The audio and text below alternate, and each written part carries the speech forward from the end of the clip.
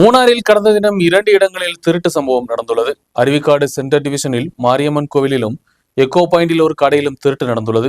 கோவிலிலிருந்து நகையும் பணமும், கடையிலிருந்தும் பணமும் பொருட்களும் திருடப்பட்டுள்ளன.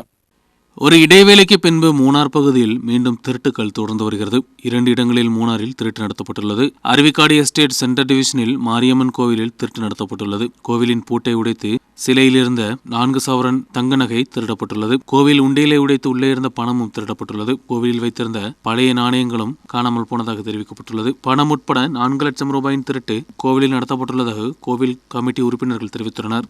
உள்ள பூட்டையும் உடைச்சி உள்ள சாதனை வெளியே எடுத்து போட்டு அந்த டப்பாவில் போட்டு வச்ச காயின்ஸ் எல்லாம் மொத்தம் ஒரு 1000 ரூபா வரும் காயின்ஸு அதை எடுத்துருக்காங்க. ஒரு புதிய லெவல் லெட்ரு சின்னது பேர் ஒரு ரெண்டு லெவல் லெட்டரையும் காணும் எடுத்து போயிருக்காங்க. இங்கே வந்து அவங்க எல்லாம் எடுத்து பறித்து எல்லாம் அப்படியே போட்டு வச்சிருக்காங்க. சம்பவத்தில் கோவில் கமிட்டி உறுப்பினர்கள் தேவிகுளம் காவல் நிலையத்தில் புகார் கொடுத்தனர். மூணார் எக்கோ பாயிண்டில் வேறொரு திருட்டு நடத்தப்பட்டுள்ளது. இந்த பகுதியில் ஒரு சாலையோர கடையில் தான் திருட்டு நடத்தப்பட்டுள்ளது. வியாபாரியான சேகரின் கடைக்குள் திருட்டு நடத்தப்பட்டுள்ளது. கடையில் இருந்த பணமும் மற்ற பொருட்களும் காணாமல் போயுள்ளது. மாரியம்மன் கோயிலில் நேற்று நைட்டு வந்து கதவெல்லாம் உடைச்சி குண்டியில் உடைச்சி அதுக்குள்ளே இருந்த ஒரு தங்க செயின், ஒரு தங்க பொட்டு, ஒரு அம்மாவுக்குள்ள தாலி, ஒரு 4 தாலி, பிறகு நாங்கள் கொஞ்சம் பைசா கூட வச்சுருந்தோம். பழைய காலத்து நாணயங்கள்லாம் 1 ரூபா காசு, 50 பைசா, இப்படி நிறைய காசு உள்ளே கெட்டி வச்சுருந்தோம். அது பூட்டை உடைச்சி எல்லாத்தையுமே எடுத்துகிட்டு போயிட்டாங்க. இது வரைக்கும் இந்த மாதிரி சம்பவம் இந்த கோயிலில் நடந்ததில்லை. இதை ஊர் மக்கள் எல்லாமே வந்து காலைல பார்த்துக்கிட்டு இருக்காங்க.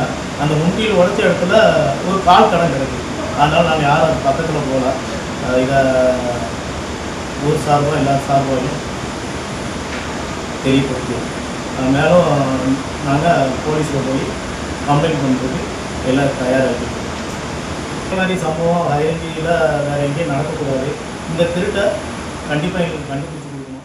சில நாட்களுக்கு முன்பு மூணாரின் தோட்டப்பகுதிகளில் ஆராதனை ஆலயங்கள், கோவில்களை மையமாக வைத்து திருட்டுக்கள் நடத்தப்பட்டு வந்தது. காவலர்களின் பாதுகாப்பு கடுமையாக்கப்பட்டதோடு திருட்டு சம்பவங்கள் குறைந்திருந்தன. ஒரு இடைவெளிக்கு பின்பு மீண்டும் இதேபோன்று திருட்டு சம்பவங்கள் மூணாரில் ரிப்போர்ட் செய்யப்பட்டுள்ளது.